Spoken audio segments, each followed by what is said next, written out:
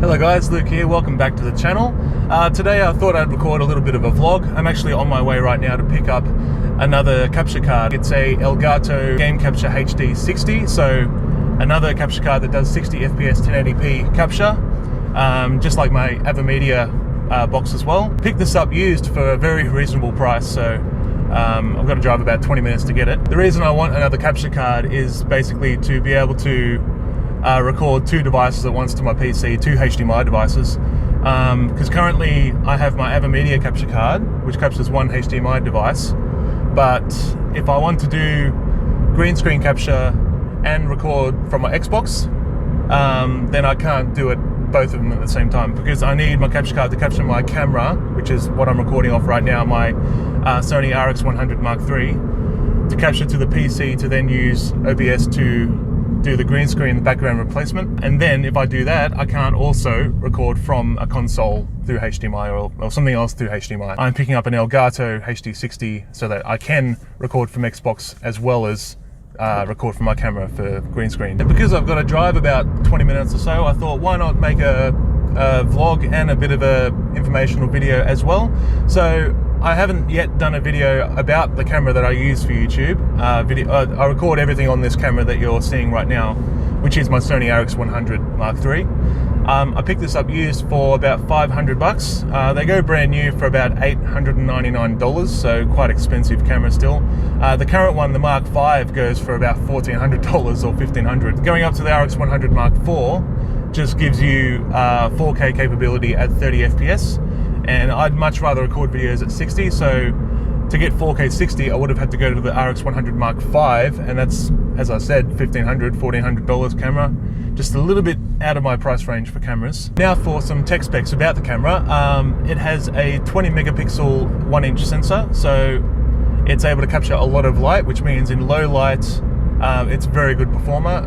Currently you're watching me in the car, sometimes there's not much light on my face, but it still has very good quality in low light, so there's no graininess you get with a lot of cheaper cameras. Also, it's able to record at maximum 1080p 60 FPS. It can also record 720p in slow-mo 120 FPS, but you lose a lot of quality, not just with the 720p over 1080p, but also when doing 120 FPS recording, you get a lot more artifacts because it's not able to capture as much information per frame as it can at normal 60 FPS or 30 FPS filming, so you don't get as high quality. But if you really want something that's in slow-mo, I guess that's a good option. But yeah, going up to the RX100 Mark IV, you get even faster. I think it's 1080p at 120 FPS, which is brilliant. You don't lose as much information there. And then going to the RX100 Mark V, I think you get 240 FPS 1080p, or you can go 960 frames a second 720. So really slow-mo there.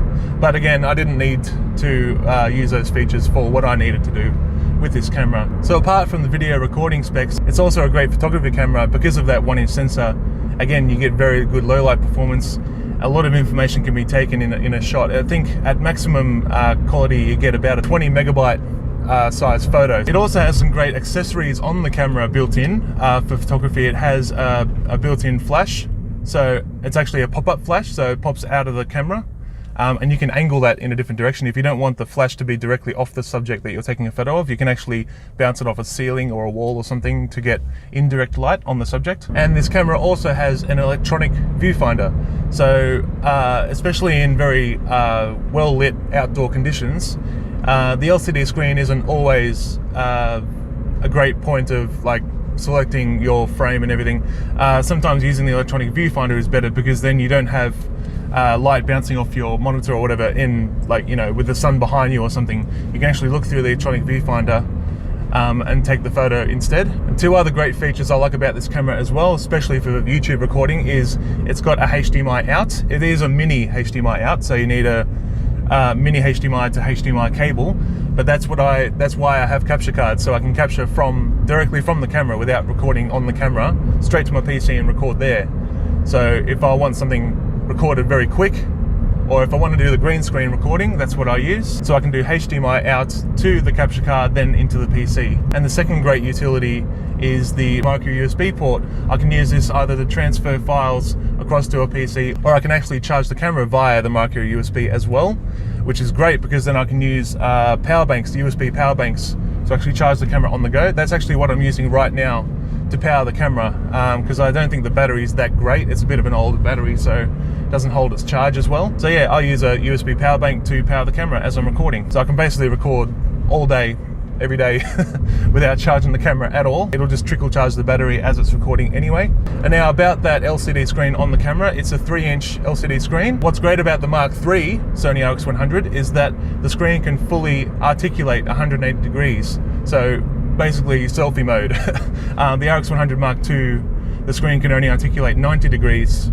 For some reason, I don't know why it would articulate only 90 degrees. But yeah, the Mark III adds the functionality of rotating 180 degrees. Another great feature and reason why the Mark III was my camera of choice for making YouTube content.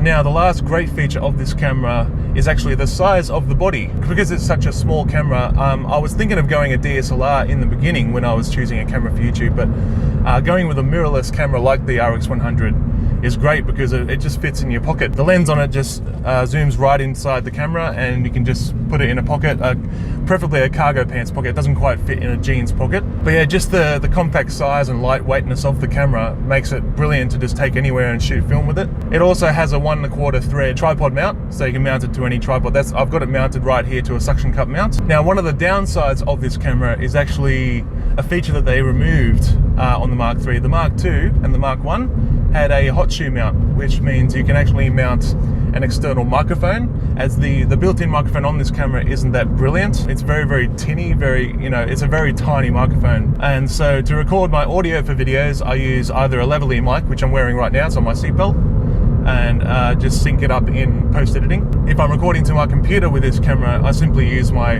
Rode USB mic that's plugged into my computer to record the audio and then sync it up with this audio later. It's a little bit more editing work, but it doesn't take that long. It probably takes me a couple of minutes to sync up the audio, not even actually, probably less than a minute to sync up the audio and just cut out the audio from the camera's built-in mic. So yeah, that's pretty much gonna do it for this video, guys. Yeah, I just thought while I'm driving somewhere anyway, I thought I'd make a short video about my camera. I was going to make a proper, studio grade video of this camera, but so many videos have been made about this camera already, so I thought I'd just make one while I'm driving somewhere. But yeah, if you guys enjoyed, leave a like down below, subscribe for more content like this, and I'll see you guys around the channel. Alright, have a good one.